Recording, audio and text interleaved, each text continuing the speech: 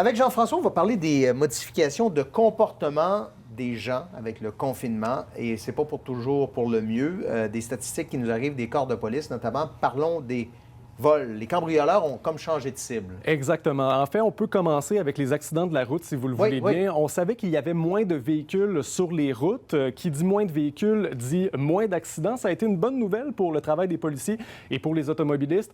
Voyez les chiffres sur le territoire de la Ville de Québec, c'est 51 % moins de collisions du 12 mars au 24 avril, donc pendant les 6 premières semaines de confinement par rapport à la moyenne des 2 dernières années. Du côté de Lévis, c'est une diminution de 67 %.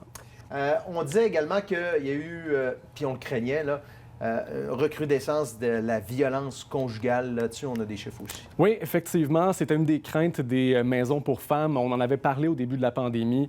C'est une hausse du tiers par rapport à il y a 2 ans. Donc, 2018-2019, 156 signalements sur le territoire de la Ville de Québec et pour 2020, on était à 207.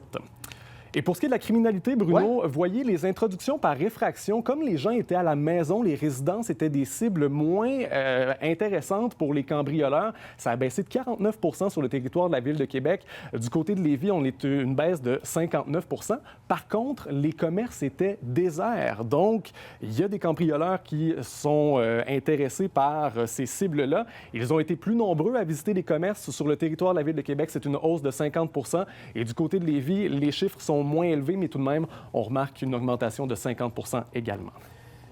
Il y a des effets un peu partout de cette crise-là. Merci. Plaisir. Merci Jean-François.